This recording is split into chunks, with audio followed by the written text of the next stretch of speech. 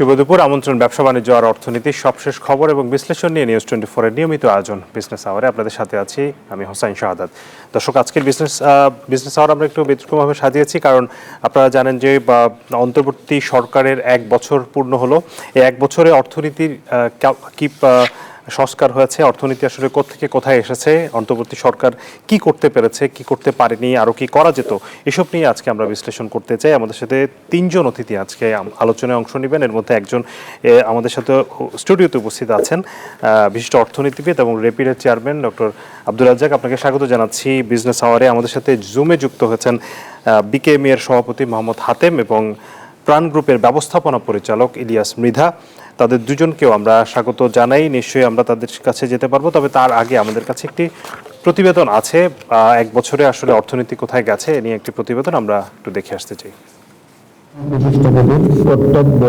365 দিনের এই যাত্রা, যেখানে ছিল পদে পদে বাধা, আন্দোলন, সংগ্রাম আর অসহযোগিতা। এর মাঝে অর্থনীতি পুনরুদ্ধারের এই যাত্রা সহজ ছিল না মোটেও। গণ অভ্যুত্থানের সরকারের কাছে সাধারণের প্রত্যাশা ছিল আকাশচুম্বী, কিন্তু তার কতটা পূরণ করতে পেরেছে অন্তর্বর্তী সরকার? 1 বছরে আসলে আমরা যেই প্রত্যাশাটা করেছিলাম তার থেকে বেশি প্রত্যাশা, সেই প্রত্যাশাটা পুরোপুরি বাস্তবায়ন হয়নি। বর্তমানে মিডল পর্যায়ে আছে, খুব যে আমূল পরিবর্তন হয়েছে সেটা আমার মনে হচ্ছে না। 1 বছরে সরকারের বড় ব্যর্থতা ব্যবসায়ীদের আস্থায় আনতে না পারা, পরিণামে স্থবিরতা দেশি বিদেশি বিনিয়োগে। বর্তমানে ব্যবসায়ীরা তো আগের অনিয়মের এবং আজকে বর্তমানে যে অবস্থা সবকিছু দায়ভার একসাথে নিচ্ছে। সেখানে আপনি কি নতুন কোনো উদ্যোগ নিয়েছেন যারা এক্সিস্টিং ব্যবসায়ী যারা আছে তাদেরকে শক্তিশালী করার জন্য? এগুলোর মূল কারণ হচ্ছে এই যে গ্যাপটা বেসরকারি খাত এবং সরকারের সাথে যে একটা গ্যাপ হয়ে গেছে, এই গ্যাপটার কারণে। বাংলাদেশ পরিসংখ্যান ব্যুরোর হিসেবে ডিসেম্বর পর্যন্ত দেশে বেকার মানুষের সংখ্যা 27,30,000 ছাড়িয়েছে। বছরের ব্যবধানে বেড়েছে 3,30,000। অর্থনীতির ধীরগতির ফলে বাড়ছে দরিদ্র মানুষের সংখ্যাও। বাংলাদেশের উন্নয়ন বিষয়ে বিশ্বব্যাংকের হালনাগাদ প্রতিবেদনে বলা হয়েছে, চলতি বছর 30 লাখ মানুষ নতুন করে দারিদ্র্যসীমার নিচে চলে আসতে পারে। একটা হলো বেশি দাম দিয়ে চাল কিনতে হচ্ছে, আরেকটা হলো যেহেতু মন্দা কন্টিনিউ করেছে, বিনিয়োগ হয়নি, আনএমপ্লয়মেন্ট বেড়েছে এবং ছোট এবং মাঝারি বিক্রেতারা বেশি সুদে ব্যাংক থেকে ঋণ নিয়েছে, দেউলিয়াও হয়ে গেছে কেউ কেউ। অনেক লোক দারিদ্র্য সীমার নিচে নেমে গেছে। ডক্টর মনসুরের নেতৃত্বে ব্যাংকিং খাতে চলছে ব্যাপক সংস্কার। এতে অনেকটা শৃঙ্খলা ফিরেছে আর্থিক খাতে। বন্ধ হয়েছে নামে বেনামে ঋণ বিতরণ। তবে খেলাপি ঋণ উদ্ধারে নেই কার্যকর পদক্ষেপ। না, ঋণ আদায়ের বিষয়ে তো অবশ্যই আমাদের একটু চলমান যেসব প্রক্রিয়া আছে এগুলোকে আরো শক্তিশালী করার প্রয়োজন পড়বে। বাংলাদেশ ব্যাংক বেশ কিছু অলরেডি পদক্ষেপ নিয়েছে। অর্থবাজার কমে আসায় বেড়েছে প্রবাসী আয়। এতে স্বস্তির খবর আছে বৈদেশিক মুদ্রার রিজার্ভে। তবে জ্বালানি সংকটের কোনো সুরাহা হয়নি এখনো। 2026-এর ফেব্রুয়ারিতে নির্বাচন হলে আর মাত্র 6 মাস সময় পাবে অন্তর্বর্তী সরকার। বিদায় নেওয়ার আগে কোথায় রেখে যেতে পারবে দেশের অর্থনীতিকে? নির্বাচিত সরকার কি কিছুটা স্বস্তি নিয়ে শুরু করতে পারবে, নাকি আরো বড় চ্যালেঞ্জ অপেক্ষা করছে তাদের জন্য? এসব প্রশ্নের উত্তর মিলছে না এখনই। হোসাইন শাহাদাত, নিউজ 24, ঢাকা। আমরা এক নজরে আসলে একটা ওভারভিউ দেওয়ার চেষ্টা করেছি, সেখানে আপনারা নিশ্চয়ই বিষয়গুলো আপনারা জানেন। আমি একটু শুরু করতে চাই আপনার কাছ থেকে ডক্টর আব্দুর রাজ্জাক। সরকার আসলে যা করতে পেরেছে সেটা কি আসলে এর চেয়ে বেশি কিছু করা যেত কি না? মানে আসলেই কি প্রত্যাশা অনুযায়ী আমরা অর্থনীতির যে পুনরুদ্ধার সেটি করতে পেরেছি? আপনাকে ধন্যবাদ। প্রথমে প্রত্যাশার কথা যদি বলি, আপনার রিপোর্টে ছিল প্রত্যাশা ছিল গগনচুম্বী। সেই অনুযায়ী হয়তো প্রত্যাশা পূরণ করা সম্ভব না, কারণ কতগুলা ভীষণ রকমের বড় রকমের ক্রাইসিসের মধ্যে দিয়ে কিন্তু বাংলাদেশ ইকোনমি গিয়েছে, এটা আমাদেরকে মাথায় রাখতে হবে। কিন্তু আবার এটাও ঠিক, খাদের কিনারে যে পড়ন্ত অর্থনীতি ছিল সেটাকে খাদ থেকে দূরে সরিয়ে রাখার আপ্রাণ চেষ্টা হয়েছে এবং সেক্ষেত্রে আমাদের কতগুলো ভালো সাফল্য কিন্তু সরকারের আছে। কাজে মোটা দাগে বিশ্লেষণ করতে হলে আমাদেরকে বলতে হবে যে সাফল্যের সঙ্গে সঙ্গে চ্যালেঞ্জ ইকোনমিতে থেকে যাচ্ছে। তো সাফল্যের কথা বললে আপনার রিপোর্টে ছিল যে আমরা দেখেছি যে ম্যাক্রো ইকোনমিক স্ট্যাবিলাইজেশনের জন্য বড় মাত্রার যে প্রচেষ্টা সেটা কিন্তু সুফল দেওয়া শুরু করেছে। যদিও মূল্যস্ফীতির হার এখনও যথেষ্ট উঁচু পর্যায়ে আছে, কিন্তু আমরা দেখেছি যে রপ্তানি ক্ষেত্রে প্রবৃদ্ধি আমরা দেখেছি, আমরা দেখতে পেরেছি রেমিটেন্সের ক্ষেত্রে উচ্চ প্রবৃদ্ধি ছিল। আর আপনি দেখুন এইভাবে যদি আমরা চিন্তা করি, পৃথিবীর যে দেশগুলোতে বড় মাত্রার পলিটিক্যাল রেভলিউশন ঘটে, রাজনৈতিক পরিবর্তন হঠাৎ করে আসে বা মিলিটারি কু হয়, তার পরপরই দেখা যায় যে ওইসব অর্থনীতিতে কিন্তু বড় মাপের মন্দা চলে আসে। আপনার যদি অতীতে দেখুন, শ্রীলঙ্কার কথা চিন্তা করেন, এর আগে ইন্দোনেশিয়াতে আমরা দেখেছি, ইজিপ্টে আমরা দেখেছি, ওইসব ঘটনাগুলোতে হয় কি, আমরা দেখেছি যে জিডিপিতে বড় মাত্রার নেতিবাচক একটা প্রবণতা আসে, প্রবৃদ্ধি নিম্নগামী হয়। বাংলাদেশে আমাদের প্রবৃদ্ধি কমেছে, কিন্তু তারপরে এই বছরে প্রায় শতকরা 4% মতো কিন্তু আমাদের জিডিপির প্রবৃদ্ধি হচ্ছে। কাজে এটাও কিন্তু আমি মনে করি যে একটা কিন্তু অর্জন। এখন যদি একটু চ্যালেঞ্জের জায়গায় বলি, যে চ্যালেঞ্জের জায়গার ক্ষেত্রে সবচেয়ে বড় সমস্যা হয়েছে যে আমাদের আইন শৃঙ্খলা পরিস্থিতিটাকে আমরা যথেষ্ট পরিমাণে কিন্তু ভালো করতে পারি না। এটা করতে পারলে একটু বিজনেসম্যান যারা ইনভেস্টর আছেন তাদের হয়তো কনফিডেন্স ভালো হতো। এটার সঙ্গে যেটা আমি বলবো যে একটা চরম রকমের দুর্বলতা আমাদের আছে, যে রেভিনিউ ক্ষেত্রে আমরা কিন্তু রাজস্ব আদায়ের ক্ষেত্রে গতি আমরা আনতে পারি না। আমরা দেখছি যে এই বছর যে রেভিনিউ যতটুকু প্রবৃদ্ধি হয়েছে ওটি অত্যন্ত সামান্য। এমনকি এই বছর আমরা দেখতে পাচ্ছি যে জিডিপি শতকরা হার হিসেবে তুলনা করলে যে রেভিনিউ হয়তো হবে 7.3% মতো শতকরা। কাজে এটা কিন্তু খুবই কম আমাদের মতো একটা অর্থনীতির জন্য। কাজে সেই চ্যালেঞ্জ কিন্তু আমাদের আছে। জি, আমরা আবারও আসবো। আমাদের সাথে দুজন ব্যবসায়ী যুক্ত হয়েছেন এর মধ্যে। জনাব মোহাম্মদ হাতেম, আপনার কাছে যেতে চাই।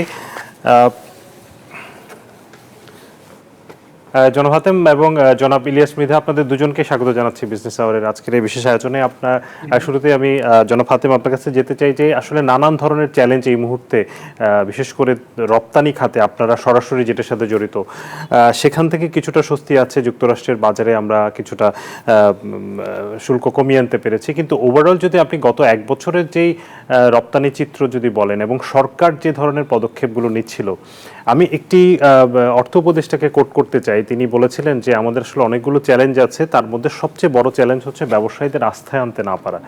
ব্যবসায়ীদের আস্থায় কেন সরকার আসলে আনতে পারেনি? আপনার মন্তব্য জানতে চাইব। ধন্যবাদ। ব্যবসায়ীদেরকে আস্থায় কেন নিতে পারেননি, কারণ হচ্ছে যেটা আমি মনে করি, কারণ আমি তো সরাসরি জড়িত, যেহেতু সরকার, আমার কাছে যেটা মনে হচ্ছে সরকার মনে করছেন না যে এই বিভিন্ন পলিসিগত বিষয়গুলি নিয়ে ব্যবসায়ীদের সাথে, স্টেক হোল্ডারদের সাথে আলোচনা করে বাস্তবমুখী এবং সময়োপযোগী যে পদক্ষেপ নেওয়া দরকার, এইটা ওনারা গত এক বছরে আমার মনে হয়েছে অনুধাবন করতে ব্যর্থ হয়েছে। যার কারণে যে সরকার, আমরা বিভিন্ন সময় কথা বলার চেষ্টা করেও প্রায় কিন্তু আমরা সরকারের বিভিন্ন সংশ্লিষ্ট উপদেষ্টা বা বাংলাদেশ ব্যাংকের গভর্নর বা বিভিন্ন লেভেলে আমরা পাইনি, ওনাদের সাথে কথা বলতে পারি। ফলে ওনারা যেটা মনে করছেন যে ওনারা যে কাজগুলি করে যাচ্ছেন তাতেই দেশের অর্থনীতি চাঙ্গা হবে বা সমস্যাগুলি দূর হয়ে যাবে, হ্যাঁ সেটা হয়তো হবে, কিন্তু ব্যবসায়ীদের সমস্যা এবং সংকট যদি সমাধান না করা যায়, এবং সেই কি সমস্যা সংকটে আমরা আছি সেটা যদি ওনারা না শুনেন, তাহলে সমাধান করবেন কি করে?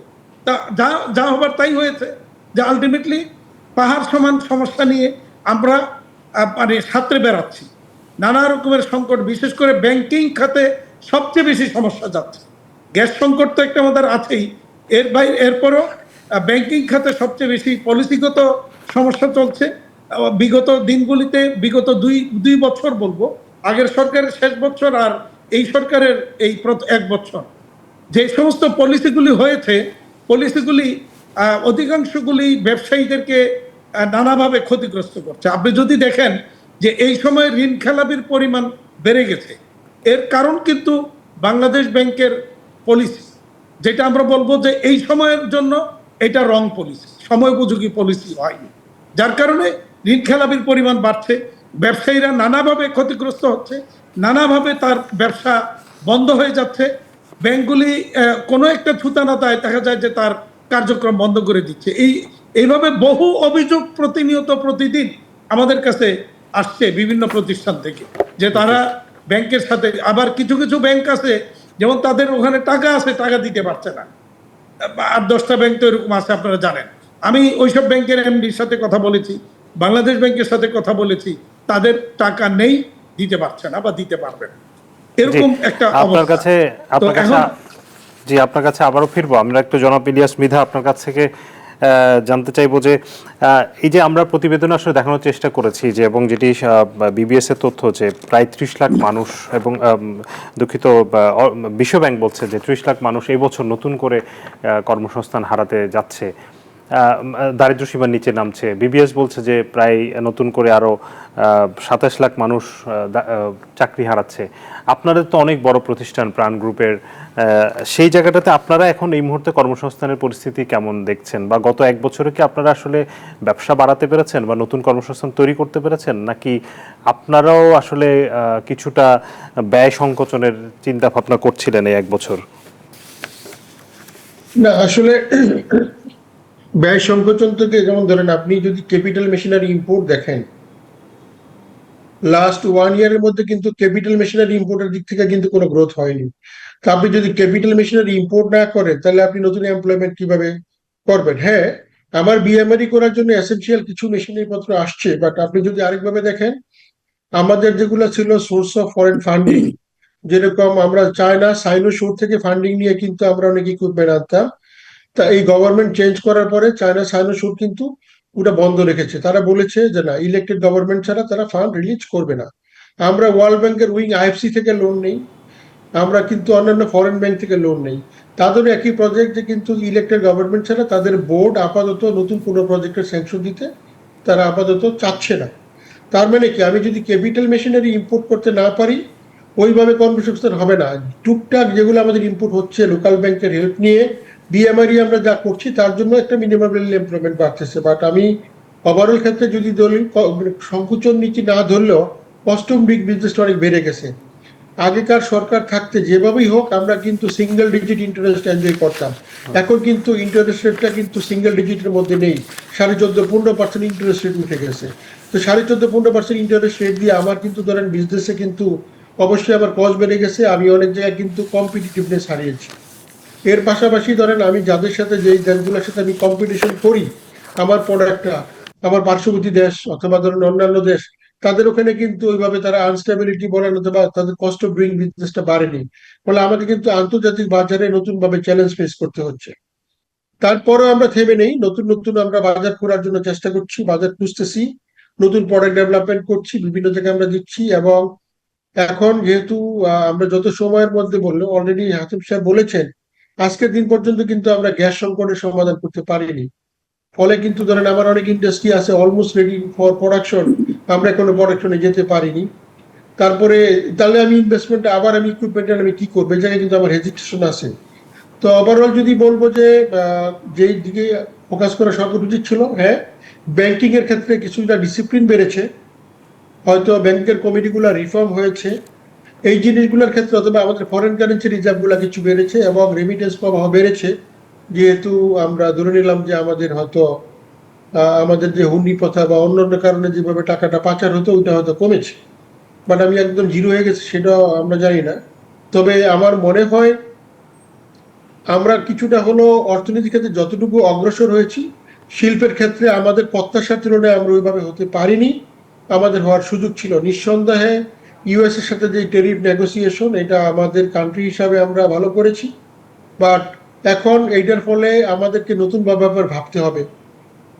সাময়িকভাবে যে টেনশন হচ্ছে ইন্ডিয়ার সাথে বা চায়নার সাথে, এটা আমরা মনে করি নিহায়েত সাময়িক, এটা তারাও নিশ্চয়ই বসবেন, তারা সমাধান করবেন। তারা যদি এটা সমাধান করে ফেলেন, তারপরে আমরা বর্তমান টেরিফ ধরে নিজেদের গ্রোথকে কিভাবে এনশিওর করব, ওটা নিয়ে স্ট্র্যাটেজি সেট করতে হবে, ওটা নিয়ে আমি কিভাবে কম্পিটিশনে টিকে থাকবো, ওই লক্ষ্য নিয়ে আমাদেরকে কাজ করতে হবে। এর পাশাপাশি আমাদের এক্সপোর্ট ডাইভার্সিফিকেশনের জন্য সরকারকে বলবো যত দ্রুত সময়ের মধ্যে কস্ট অফ ডুইং বিজনেস কমানো যায়, ফান্ডিং কস্ট কমানো যায়, এবং ইনফ্রাস্ট্রাকচার দ্যাট ইজ পোর্টের ক্যাপাসিটি এবং গ্যাস বিদ্যুৎ অ্যাভেলেবেল করা যায়, এইটা নিয়ে যেন তারা কাজ করে। কারণ তারা কিন্তু আরও কিন্তু 6 থেকে 7 মাস তারা মিনিমাম আমাদের সাথে থাকবেন, যথাসময়ে যদি ইলেকশন হয়, তারপরেও আমরা যেন আর পিছিয়ে না পড়ি, এই 6 থেকে 7 মাস যেন তারা ওইভাবে কাজ করেন, এই জিনিসগুলোতে যেন ফোকাস দেন, এই জায়গাটা যেন ডেভেলপমেন্ট করেন। জি অবশ্যই আমরা সেই আলোচনায় আসবো নিশ্চয়ই।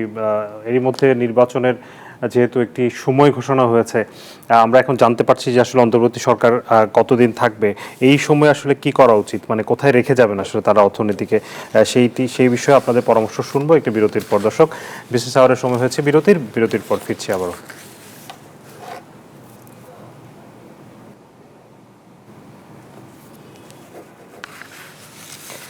দর্শক, আবারও স্বাগত জানাচ্ছি বিজনেস আওয়ারে। আমাদের সাথে অতিথি আছেন স্টুডিওতে ডক্টর আব্দুর রাজ্জাক, আপনাকে আবারও স্বাগত জানাচ্ছি। আমাদের সাথে জুমে যুক্ত আছেন মোহাম্মদ হাতেম, বিকেএম এর সভাপতি, এবং ইলিয়াস মৃধা, তিনি প্রাণ গ্রুপের ব্যবস্থাপনা পরিচালক, তাদেরকেও স্বাগত জানাচ্ছি। আমি আবারও যেতে চাই জনাব রাজ্জাক আপনার কাছে।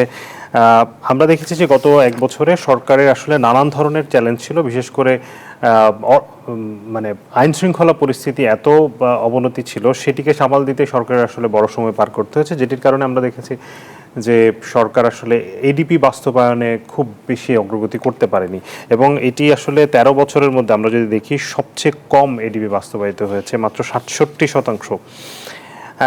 এইটির প্রভাব তো নিশ্চয়ই দেশের সামগ্রিক প্রবৃদ্ধিতেও পড়েছে, কর্মসংস্থানে পড়েছে। নতুন বছরের অর্থ বছরে চলছে, এই 6 মাস হয়তো সময় পায়, 6 থেকে 7 মাস, এই সময় আসলে এডিপি বাস্তবায়নের দিকে সরকারের কেমন স্ট্র্যাটেজি থাকা উচিত? হ্যাঁ, প্রথমে আপনি ঠিকই বলেছেন, এডিপি বাস্তবায়নের যে গতি আমরা দেখেছি শ্লথ ছিল, তারপরে এটাকে আবার কাটছাঁট করা হয়েছে। কাটছাঁট করা হয়েছে বিকজ এটা ইমপ্লিমেন্টেশন করা যাচ্ছিল না। আবার এটাও ঠিক যে সরকারের হাতে যথেষ্ট পরিমাণে কিন্তু পয়সা নাই, এটা মনে রাখতে হবে। আমরা এমন একটা সিচুয়েশনের মধ্যে যাচ্ছি যেখানে সরকার যে ঋণ করে তার দেশি সোর্স থেকে ঋণ আছে, বিদেশি ঋণ আছে, এই দুটো ঋণ মিলিয়ে তাকে যে সুদ দিতে হয়, সেই সুদের পরিমাণ সরকার এক বছরে যে পরিমাণ বৈদেশিক সাহায্য পায় তার থেকেও এখন বেশি হয়ে যাচ্ছে। তো এরকম একটা অবস্থায় থাকলে সরকারের কিন্তু সেই স্পেন্ডিং ফ্লেক্সিবিলিটি নাই। এটার কিন্তু প্রভাব একটা বড় মাত্রায় পড়েছে যে এডিবিটাকে তারা যথেষ্টভাবে কিন্তু কাটছাঁট করেছেন।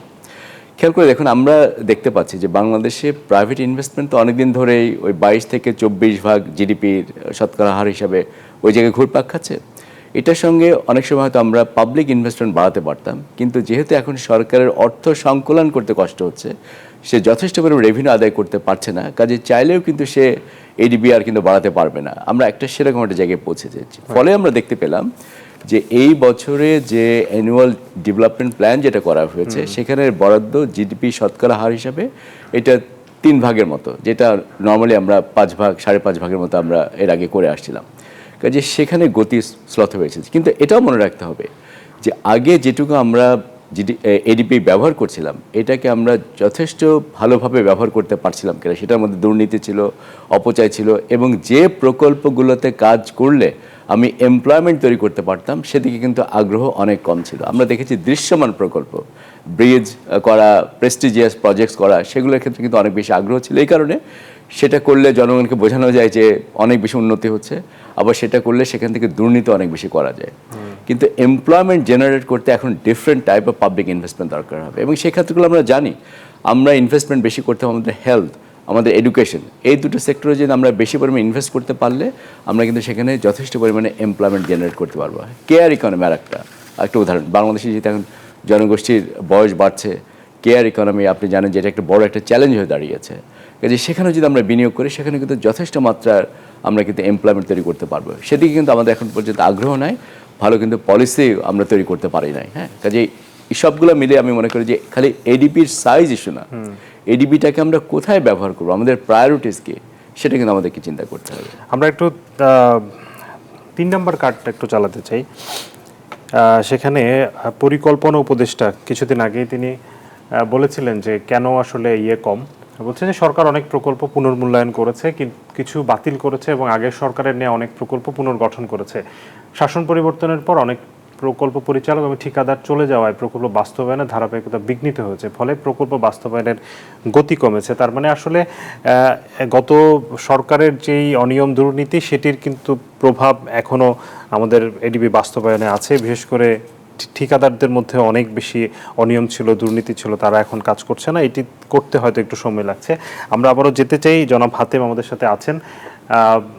আমি জনাব হাতেম আপনার কাছ থেকে যেটি জানতে চাইবো যে সরকারের হাতে টাকা কম, রাজস্ব আদায় কম হচ্ছে, রাজস্ব আদায়ের চিত্র আমরা দেখব একটু পরে। আপনারা ব্যবসায়ীরা আসলে সরকারের সবচেয়ে বড় রাজস্ব যোগানদাতা, সেই জায়গাটাতে আপনাদের সবসময় একটি অভিযোগ থাকে যে কাস্টমস এবং রাজস্ব বিভাগের এনবিআর এর যেই ধরনের হয়রানি, যেটি থেকে আপনারা মনে করা হচ্ছিল যে আসলে নতুন বাংলাদেশে হয়তো সেই জায়গাটা থেকে হয়তো বেরিয়ে আসার একটা সুযোগ তৈরি হবে, কিন্তু আমরা দেখলাম যে এনবিআরকে যখন ভাগ করার চেষ্টা করা হচ্ছিল তো সংস্কারের অংশ হিসেবে সেখানে আমরা বড় ধরনের আন্দোলন দেখলাম, যদিও সরকার এটি ভালোভাবে মোকাবেলা করেছে। একটু আপনার প্র্যাকটিক্যাল এক্সপিরিয়েন্স জানতে চাই যে এই মুহূর্তে কি এনবিআর আসলে বা কাস্টমসে আপনারা কোনো গুণগত ইতিবাচক পরিবর্তন দেখছেন বা আপনাদের ব্যবসার ক্ষেত্রে সহজ কিছু হয়েছে কিনা? ধন্যবাদ। আমাদের এই যে এনবিআর যিনি বর্তমানে চেয়ারম্যান আব্দুর রহমান খান সাহেব, তিনি আসার পর থেকে কিছুটা পরিবর্তন হয়েছে। বিশেষ করে চট্টগ্রাম কাস্টম হাউসে যখন যিনি কিছুদিন আগে সাসপেন্ড হলেন, সাময়িক বরখাস্ত হলেন চট্টগ্রাম কমিশনার জাকির সাহেব, তিনি আসার পর থেকে ওখানে কিন্তু যথেষ্ট উন্নতি হয়েছিল, আমরা ভালো সার্ভিসও পাচ্ছিলাম। বাট তারপরেও কিন্তু কাস্টমসে যে পরিমাণ সমস্যা এখন আমাদেরকে প্রতিনিয়ত ফেস করতে হবে। রপ্তানি খাতে যদি আপনি বলেন, আমদানি রপ্তানি খাতের সবচেয়ে বড় বাধা যদি বলেন, তাহলে আমরা এইটাকে 3টা বাধা এই মুহূর্তে আমরা চিহ্নিত করি। তার মধ্যে একটা তো গ্যাস সংকট তো একটা আছেই, দ্বিতীয়ত হচ্ছে ব্যাংকিং খাতের নানা রকমের সমস্যা, নানা রকমের সংকট, আর তৃতীয়ত হচ্ছে কাস্টমসের এই সমস্যাগুলি হচ্ছে আমদানি রপ্তানির সবচেয়ে বড় বাধার মধ্যে অন্যতম। আর একটা জিনিস যদি আপনি দেখেন, আমরা প্রায় শুনি চট্টগ্রাম মানে বন্দরে ডেলিভারি মানে না নিয়ে মাল পড়ে আছে অনেক।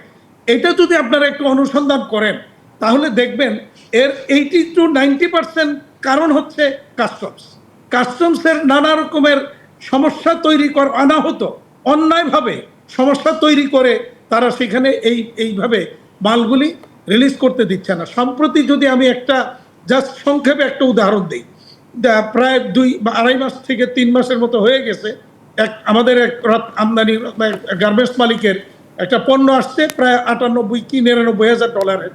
সেই মাল আসার প্রায় 2.5 মাস পরে তাকে একটা হিয়ারিংয়ে ডাকলেন কমিশনার মহোদয়, যে তার মালটা আটকে গেল কেন? তিনি মালটা এনেছেন 5408 HS কোডে, কাস্টমস বলছে এটা 5407-এ হওয়ার কথা। তো এই কারণে হিয়ারিং দিয়ে ওনাকে বলা হলো আপনি মিস ডিক্লারেশন দিয়েছেন, এই কারণে আপনার জরিমানা হবে। উনি বললেন যে দেখেন 5407-এও এই মালটা আসে, ওই বর্ণনায় আছে, আর 08-ও আছে। তো আপনি যদি বলেন 07 তাহলে আমি আমার বন্ড কমিশনের থেকে আমি এটা সংশোধন করে 1 মাসের মধ্যে আপনাদেরকে দিয়ে দিব, যেটা এনবিআর এর এটা বিধান দেওয়া আছে যে এই ধরনের যদি কোনো ক্ষেত্রে সমস্যা তৈরি হয় HS কোডের জটিলতা, তাহলে মাল রিলিজ করে দিবে, 1 মাসের মধ্যে সেটা সংশোধন করে দিবে। কারণ আমরা বন্ডের আওতায় ডিউটি ছাড়া কিন্তু মালটা আনতেছি, সেখানে HS কোডের এটা না হয়ে আরেকটা হলে এরকম না যে সেখানে সরকার মানে আমরা রাজস্ব ফাঁকি দিচ্ছি বা ক্ষতি হচ্ছে, বিষয়টা এরকম না। রপ্তানির জন্য মাল আসছে, এটা আবার পুনঃরপ্তানি হয়ে যাবে। কিন্তু 2 মাস হিয়ারিং নেওয়ার পরেও 10-11 দিন অতিবাহিত হওয়ার পরেও যখন মালটা পাচ্ছিলেন না, তিনি আমার কাছে আসলেন। আসার পর আমি এনবিআর এর সংশ্লিষ্ট মেম্বার যিনি, ওনার কাছে পাঠালাম। উনি সব শুনে দেখে বুঝলেন যে এটা কমিশনার সঠিক করেনি, আমি বলে দিচ্ছি মাল দিয়ে রিলিজ করে দিবে, আপনারা যান। কিন্তু দুর্ভাগ্যজনক হচ্ছে সেদিন যখন বিকালে ওনার কাছে গেল সংশ্লিষ্ট মানে গার্মেন্টসের লোকজন যে মাল রিলিজ করার জন্য, তাদের উপর তিনি খুব খেপলেন কেন এনবিআর গেল, এবং এই কারণে তাকে ওই 200% জরিমানা, অর্থাৎ 1,10,00,000 টাকার মালে 202,20,00,000 টাকা জরিমানা, 1,10,00,000 টাকা ডিউটি দিয়ে IM4 মাল রিলিজ করার নির্দেশ, সাথে আরো 20 লক্ষ, অলটুগেদার 3.5 কোটি টাকার মতো একটা জরিমানা তাকে ধরাই দেওয়া হলো।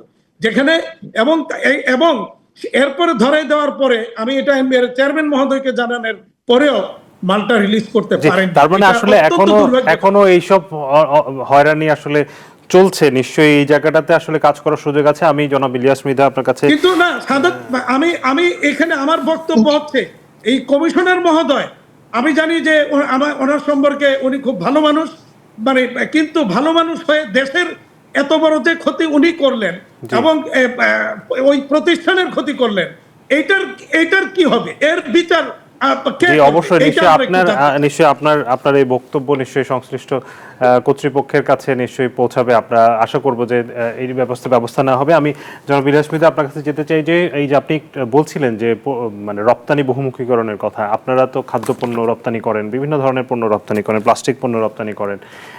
সেই জায়গাটাতে আসলে বলা হয় যে আমাদের বাইরের রপ্তানি বাড়ানোর ক্ষেত্রে আমাদের বিভিন্ন ধরনের বাধা আসে, অর্থাৎ শুল্ক এবং অশুল্ক বাধা আমাদের কর কাঠামোর মধ্যেই আছে। এই জায়গাটাতে কি আপনার কোনো সাজেশন থাকবে কিনা যে কোথায় আসলে পরিবর্তন করা উচিত, যাতে আমাদের সামনের দিনে, যেহেতু আমাদের আসলে তৈরি পোশাক নির্ভরতা থেকে আমরা বেরোতে চাই, নতুন পণ্য নতুন বাজার ধরার ক্ষেত্রে, নতুন পণ্যের বহুমুখীকরণের ক্ষেত্রে কি করা যেতে পারে? এই ক্ষেত্রে যেটা বলবো যে আমাদের যে যদি আমরা এক্সপোর্ট ডাইভার্সিফাই করতে চাই, আমাদের কোম্পানিগুলো কিন্তু 100% এক্সপোর্ট ওরিয়েন্টেড না। আমরা যারা অ্যাগ্রো প্রসেসিং বা ফুড প্রসেসিং, আমরা লোকাল মার্কেটে কিন্তু সেল করে থাকি তার 70-80%, 20% আমরা বিদেশে রপ্তানি করতে চাই। এই ক্ষেত্রে যদি পার্শিয়াল বন্ডের জন্য যেই গেজেটটা হওয়ার কথা ছিল, যে পলিসিটা পাশ করার কথা ছিল, সরকার কিন্তু এটা এখনো পাশ করে দেয়নি। যেখানে ডাইরেক্টলি বন্ডেড কোম্পানিটা আছে, বা সব কোম্পানি কিন্তু যদি বন্ডেড দেওয়া হয়, আমি শুধু আমাকে নিয়ে বলবো না, বাংলাদেশে যারা যারা ছোট ছোট ক্ষুদ্র বিনিয়োগকারী আছে, অথবা যারা এক্সপোর্টকে যদি রিয়েলি আপনি ডাইভার্সিফাই করতে চান, তাহলে নতুন উদ্যোক্তা, নবাগত উদ্যোক্তা যারা আছেন, তাদেরকে এই ফ্যাসিলিটি গুলা যদি করে দেয়, তাহলে তারা বিভিন্ন প্রান্তে কিন্তু তাদের প্রোডাক্ট গুলাকে দিয়ে তারা নতুন বাজার খুঁজে পাবে, এবং নতুন নতুন প্রোডাক্ট রপ্তানি করে আমরা এক্সপোর্টের সিঙ্গেল প্রোডাক্টের উপর ডিপেন্ডেন্সিটা কমাতে পারবো। বাট আমি বলবো পার্শিয়াল বন্ডের যে রুলসটা বা গেজেটটা, এটা এখনো প্রকাশিত হয় না। এটা আমি মনে করি দ্রুত করা উচিত। দ্বিতীয়ত যেটা বলবো, আবার সেই ইনফ্রাস্ট্রাকচার আমাদের দ্রুত সময়ের মধ্যে যদি শিল্পায়নের গ্যাসের কানেকশন গুলোর ব্যবস্থা করা হয়, এর পাশাপাশি যদি বন্দরে, হাতেম ভাই যেটা বলতেছিলেন, বন্দরে কনজেশনের কারণে কিন্তু আমাদের অনেক মাল খালাসে বিলম্বিত হচ্ছে, এর ফলে অনেক শিপিং ড্যামারেজ আসতেছে এবং অন্যান্য জিনিস জটিলতা হচ্ছে। এটাকে যদি স্পিড আপ করা হয়, কারণ আমাদের একটা লং হলিডে গেল ঈদে, তারপরে কিন্তু আবার চলে আসলো হলো কিন্তু সমুদ্র উত্তাল ছিল, ডিপ্রেশনের কারণে বন্ধ ছিল, আবারও মাঝখানে ডিপ্রেশনের কারণে বন্ধ ছিল। তো আমরা অনেক ন্যাচারাল এবং নিজেদের তৈরি করা বিভিন্ন প্রতিকূলতাকে কিন্তু কাটিয়ে কিন্তু আমাদের রপ্তানিটাকে অব্যাহত রাখতে হবে। এই ক্ষেত্রে আমি যদি বলি যে আমাদের যে যে সমস্যাগুলো হয়েছে, এগুলোকে সমাধান করার জন্য সরকারকে এবং দ্রুত পদক্ষেপগুলো নিয়ে এটা রুলগুলোকে ফিক্স করে দিতে হবে। এর পাশাপাশি যেটা বলবো, হাতেম ভাই যেটা বললো যে ক্লিয়ারেন্সের ক্ষেত্রে ওনারা হয়তো একতরফা ভাবে একটা করে যাচ্ছে, তাহলে আমরা যে বিজনেসম্যান, আমার আরবিট্রেশনের জায়গাটা কোথায়? যদি ওয়ান স্টপ কোনো সার্ভিস থাকতো যেখানে আমি আরবিট্রেট করতে পারি, এবং তারা যদি লজিকটাকে শুনে তাৎক্ষণিক সমাধান দিত, তাহলে আমি মনে করি এই যে শিপিং ড্যামেজ অথবা মাল না ছুটানোর যে প্রবণতা, এটা থেকে আমরা রক্ষা করতে পারি। এক্ষেত্রে যদিও কমিশনারদেরকে দায়িত্ব দেওয়া আছে, বাট কমিশনারের যদি স্বেচ্ছাচারিতা থাকে, তাহলে আমি আরবিট্রেশনে কার কাছে যাব? এরকম একটা ওয়ান স্টপ আরবিট্রেশনের অ্যারেঞ্জমেন্ট যদি করা হয়, যেন দ্রুত সময়ের মধ্যে এই ধরনের বাণিজ্যিক ডিসপুটগুলোকে সমাধান দেওয়া যায়। এখন কিন্তু ওয়ার্ল্ড ইজ ওপেন, আপনি কিন্তু ইন্টারনেটে গেলেই কিন্তু গ্লোবাল প্রাইস কোন কমোডিটি কতটুকু আছে পেয়ে যাচ্ছেন। সেখানে যদি আপনি মন গড়া একটা প্রাইসে মন গড়া একটা এইচএস কোড দিয়ে অ্যাসেস করতে চান, সেটা কিন্তু যুক্তিসঙ্গত হবে না, বা ওইভাবে আমার যখন কম্পিটিটিভনেস হচ্ছে না, তখন কিন্তু আমি আর মাল ছুটাতে পারছি না, এই ধরনের ক্ষতি হয়ে যাচ্ছে দেশের। আমি মনে করি এগুলোকে দ্রুত সমাধান করার জন্য উদ্যোগ জি নেওয়া উচিত। অবশ্যই, নিশ্চয়ই সমাধান করার জন্য উদ্যোগ নেওয়া উচিত। আপনাকে ধন্যবাদ, আপনি থাকুন আমাদের সাথে। জনাব রাজ্জাক, আপনিও থাকুন। আমরা আবারও বিরতিতে যাচ্ছি। দর্শক, বিরতির পর আবারও ফিরছি বিজনেস আওয়ারে। স্বাগত আরেকবার বিজনেস আওয়ারে।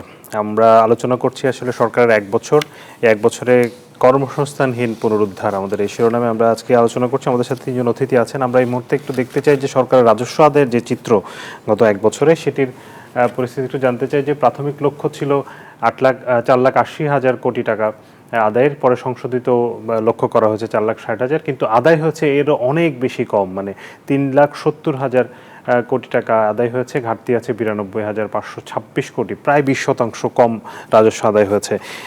আমরা এই মুহূর্তে যেতে চাই, আমাদের সাথে দুজন জুমে যুক্ত আছেন। মোহাম্মদ হাতেমকে আমরা সংযোগটি হারিয়ে ফেলেছি। আমাদের সাথে ইলিয়াস মৃধা আছেন।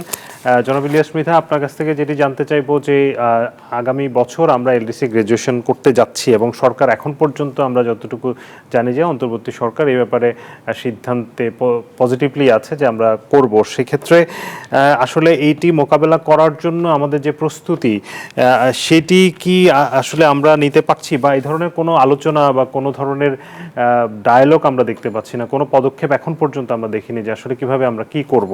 সেই জায়গাটাতে আপনি কি বলবেন, সরকারের আসলে কি করা উচিত? এই জায়গাটাতে কি অন্তর্বর্তী সরকারের কিছু করণীয় আছে? আমি যেটা বলবো যে আসলে এই বিষয়টা নিয়ে বেশ কয়েক মাস আগে যেটা আলোচনা হয়েছিল যে আমরা যদি সাময়িকভাবে যদি এই প্রসেসটা 2 ইয়ার্স যদি না পিছিয়ে দেই তাহলে কিন্তু আমরা কিন্তু মোটেও প্রস্তুত নই। কারণ আপনি দেখেন যে লাস্ট গভর্নমেন্ট যখন বিদায় হয়ে যায়, নতুন গভর্নমেন্ট যখন টেক ওভার করে, তো তখন কিন্তু লাস্ট গভর্নমেন্টের শেষ পিরিয়ডে কিন্তু আমদানি রপ্তানি ডিসরাপ্টেড ছিল, ফাইন্যান্সিয়াল ক্যাপাবিলিটি ছিল না, ফরেন কারেন্সি রিজার্ভ অনেক কম ছিল। নতুন সরকার গ্রহণ করার পরে কিন্তু এখানে অনেক রকমের সমস্যা ছিল। এখন যদি হুট করে আমি যদি এলডিসি গ্রাজুয়েশন করে যাই, অনেকগুলো ক্রাইটেরিয়াতে কিন্তু আমি অপূর্ণ থেকে বা আনপ্রিপেয়ার্ড ওয়েতে আমি এক জায়গায় চলে যাব। ফলে কিন্তু আমার এই গ্রাজুয়েশনের কারণে অনেক জায়গায় আমি আমার বর্তমান যে অ্যাডভান্টেজেস ওই জায়গাগুলোতে আমি হারাবো। ফলে আমার ওভারঅল কম্পিটিটিভনেস থাকবে না। বাট ডেফিনেটলি আমি যদি এলডিসি গ্রাজুয়েশন করি, আমি কিছু জায়গায় আমার কম্পিটিটিভনেস ক্যাপাসিটি বিল্ডিং নিজস্ব করতে হবে, নিজেদের স্কিল ডেভেলপমেন্ট করতে হবে ওটাকে মোকাবেলা করার জন্য। বাট আমি মনে করি লাস্ট কয়েক মান্থে ওই জায়গায় আমরা যারা বিজনেস কমিউনিটি আমাদেরও ফোকাসটা ওইভাবে ছিল না। সরকারেরও নিশ্চয়ই সরকারের ভিতরে বিভিন্ন দপ্তরেরও প্রস্তুতি কতটুকু ছিল এটা নিয়ে আমাদের সন্দিহান আছে। আমি আবারও আপনার মাধ্যম দিয়ে বলবো, যদি সরকারের কাছে বিন্দু মাত্র সুযোগ থাকে এটাকে যেন মিনিমাম 2 ইয়ার্স জন্য ডেফার করা হয়, আমরা যেন ফুললি প্রিপেয়ার্ড হয়ে তারপরে আমরা এই সিদ্ধান্তটা গ্রহণ করি। জি ধন্যবাদ। আমি সুযোগ থাকলে নিশ্চয়ই আপনার কাছে আবারও আসবো। যেটি ইলিয়াস মৃধা বলছেন যে এখন কি আসলে সুযোগ আছে আমাদের পিছিয়ে দেওয়ার? প্রথমে হচ্ছে পিছিয়ে দেওয়াটা আমাদের একার সিদ্ধান্ত না, সিদ্ধান্তটা জাতিসংঘে অলরেডি গৃহীত হয়ে আছে। তো এখন সরকার যদি মনে করে তার প্রস্তুতি নাই, তারা চেষ্টা তদবির করে দেখতে পারে, কিন্তু এটা চেষ্টা তদবির করলে যে পাওয়া যাবে সেটা কিন্তু ওরকম না। কিন্তু ওনার এই কথার সাথে আমি একমত যে প্রস্তুতিটা যেভাবে হওয়া উচিত ছিল সেটা কিন্তু প্রস্তুতি সেভাবে হয় নাই। আর প্রস্তুতি নেওয়ার ক্ষেত্রে আমাদের যে আগের যে আমরা দেখেছি যে ট্রেন্ড, যে প্রবণতা আছে, আমরা কোনো সংস্কার করতে পারি না, এবং সেটা যদি অব্যাহত থাকে তাহলে কিন্তু অতিরিক্ত সময় পেলে আপনার খুব একটা লাভ হবে না, সেটা কিন্তু আমরা বলতে যাচ্ছি। আরেকটি মনে রাখতে হবে, দেখুন বিশ্ব পরিস্থিতি কিন্তু পরিবর্তিত হয়েছে। কাজে এখন যদি আমরা মনে করেন যদি এটা এক্সটেন্ড করতে চাই, এটা আমাদের হাতের থেকে বিশ্ব দরবারে জাতিসংঘের কিন্তু সিদ্ধান্তের ব্যাপার আছে। এবং আপনি দেখছেন যে বিশ্বে এখন যেভাবে ট্রেড পলিসি চেঞ্জেস হচ্ছে, মার্কিন যুক্তরাষ্ট্রের যে নীতি মনোভাব আছে, সেখান থেকে আমরা কতখানি এটাকে ডেফার করতে পারবে সেই প্রশ্ন কিন্তু থেকে যাচ্ছে। একটি ভালো কাজ হয়েছে, এই সরকার একটা স্ট্র্যাটেজি তৈরি করেছে, কিন্তু সত্যিকার অর্থে কি স্ট্র্যাটেজি যদি কাগজে কলমে থাকে যে এলডিসির গ্র্যাজুয়েশন হলে তার আগে আমাদের কী করতে হবে এবং তার মাধ্যমে আমরা আমাদের সক্ষমতা ধরে রাখবো, কিন্তু এই স্ট্র্যাটেজি যদি আমরা ইমপ্লিমেন্ট করতে না পারি তাহলে কিন্তু আমাদের কোনো লাভ হচ্ছে না। এলডিসি গ্র্যাজুয়েশনের ক্ষেত্রে আমি সম্পূর্ণ একমত। আমার কাছে মনে হয় যে এই ব্যাপারটা নিয়ে ভালো করে ভেবে দেখা দরকার, কেন আমরা এই প্রস্তুতি নিতে পারছি না সেই প্রশ্নটা কিন্তু আসবে। অনেকগুলো স্পেসিফিক জায়গা আইডেন্টিফাই করা আছে এবং সেই জায়গাগুলোতে কিন্তু আমাদের মনোনিবেশ করতে হবে। একটি কথা বলে আমি এই ব্যাপারে শেষ করবো, সেটি হচ্ছে দেখুন আমরা এলডিসি গ্র্যাজুয়েশন হয়ে যাওয়ার পরেও কিন্তু ইউরোপিয়ান ইউনিয়নে আমাদের 3 বছরের অতিরিক্ত সময় আছে। মানে ইউরোপিয়ান ইউনিয়ন বলেছে এলডিসি গ্র্যাজুয়েশন সামনে বছর হলেও তারা কিন্তু অতিরিক্ত 3 বছরের সময় দেবে।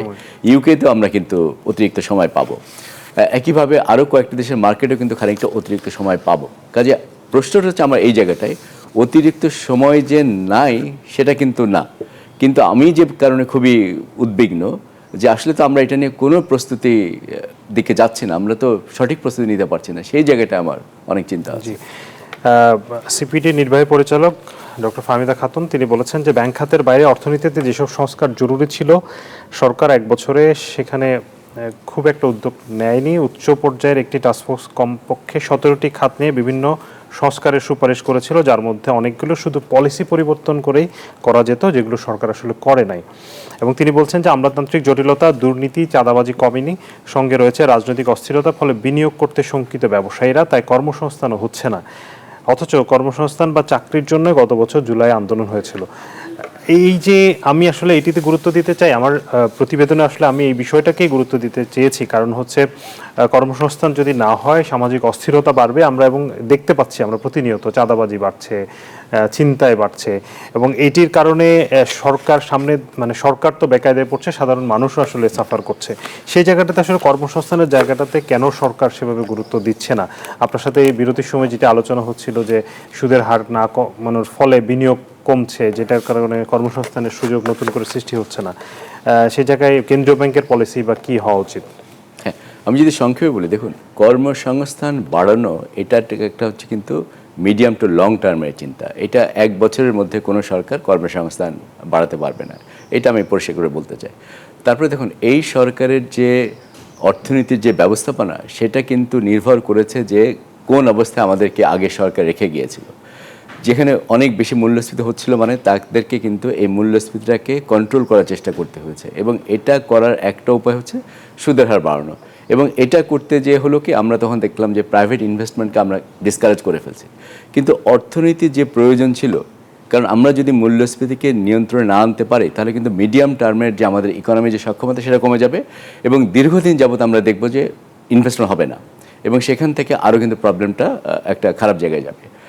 আর আরেকটা ব্যাপার ছিল যে সরকার কি পারতো যে অতিরিক্ত বিনিয়োগ করতে, যেটা আমরা জানি সরকার অতিরিক্ত বিনিয়োগ কোথায় করবে, সে করবে যদি তার রেভিনিউ আদায় ভালো থাকে। সেক্ষেত্রে আমরা কোনো গতি দেখছি না। কিন্তু আমি আপনাকে এর আগে যেটা বলেছিলাম যে আগের সরকারও যেটা করতে পারে নাই, তখন তাদের হাতে সুযোগ ছিল যে জায়গাগুলোতে ইনভেস্টমেন্ট করলে আমার আসলে এমপ্লয়মেন্ট আমি তৈরি করতে পারবো। প্রাইভেট সেক্টরে দেখেন এখন একটা বড় প্রবলেম হয়েছে যে ওনাদের কিন্তু অনেক বেশি অটোমেশন করতে হয়, বৈশ্বিক প্রতিযোগিতায় তাদেরকে টিকে থাকতে হয়। তার মানে তারা যদি সফিস্টিকেটেড মেশিনারি ব্যবহার না করেন, তারা যদি অটোমেশন না করেন, তারা কিন্তু ওই প্রতিযোগিতায় তারা টিকে থাকতে পারবে না।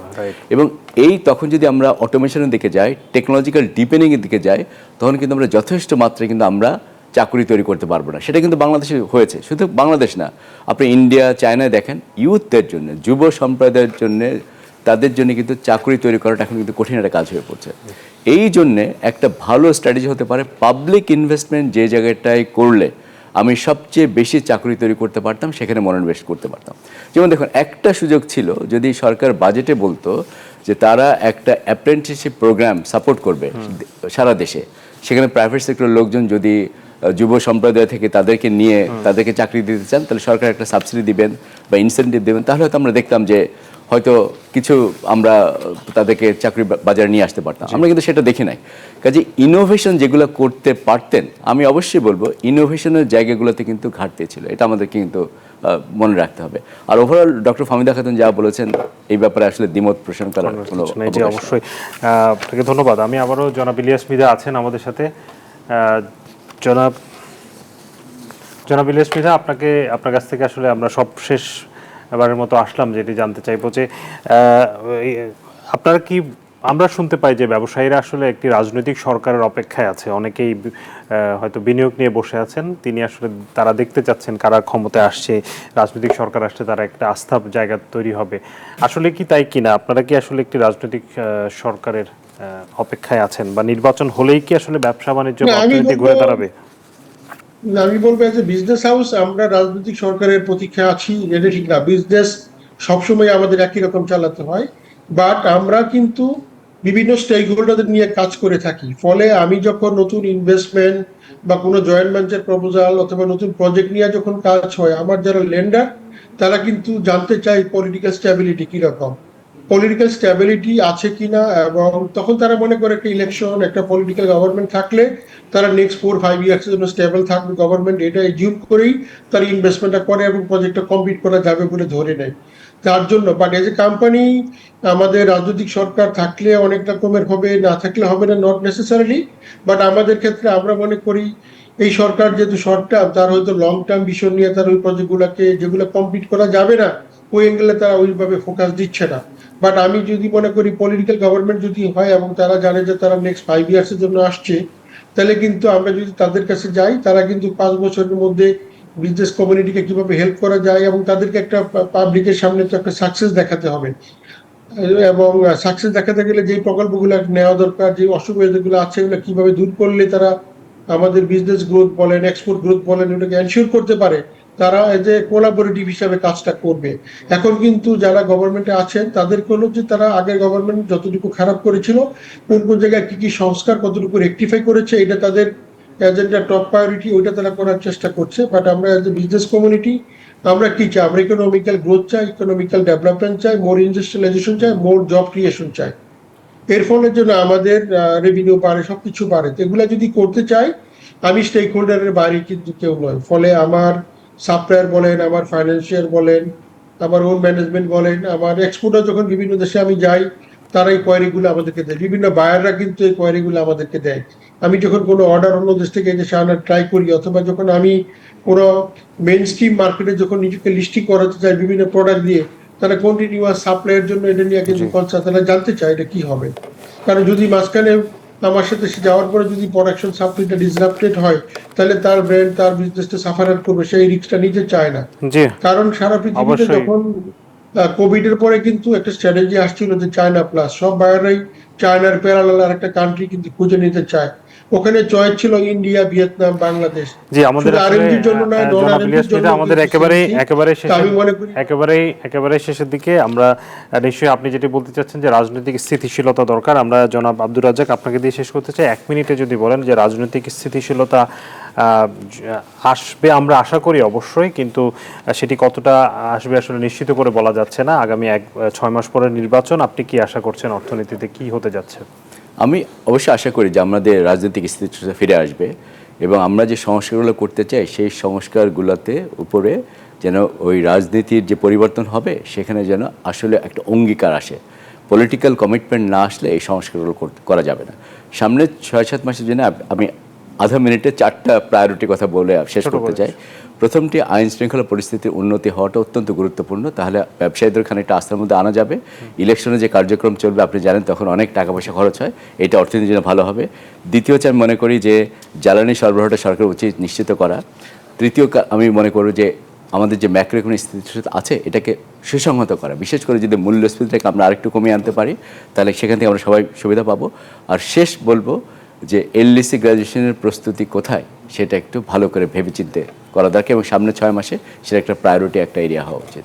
অবশ্যই আপনার এই 4টি পয়েন্ট নিশ্চয়ই গুরুত্বপূর্ণ আমাদের সামনের দিনে আসলে টেকসই অর্থনীতির দিকে আমাদের যাওয়ার ক্ষেত্রে। আমরা আসলে অনেক সমস্যার মধ্যে আছি, নিশ্চয়ই এই সমস্যাগুলো সমাধান করে এই সরকার এবং পরবর্তীতে রাজনৈতিক সরকার সেগুলো নিয়ে বিবেচনা করবে। অনেক ধন্যবাদ জনাব আব্দুর রাজ্জাক আমাদেরকে সময় দেওয়ার জন্য। আমরা ধন্যবাদ জানাতে চাই জনাব মোহাম্মদ হাতেম আপনাকে, আপনি আমাদের সাথে ছিলেন এবং আমাদের সাথে এখনও আছেন। ইলিয়াস মৃধা, প্রাণ গ্রুপের ব্যবস্থাপনা পরিচালক, আপনাকেও ধন্যবাদ জানাচ্ছি আমাদেরকে সময় দেওয়ার জন্য। দর্শক আপনাদেরকে অনেক ধন্যবাদ, এতক্ষণ আপনারা আমাদের আলোচনায় ছিলেন। আপনাদেরকে শুভেচ্ছা জানিয়ে শেষ করছি। ধন্যবাদ সবাইকে।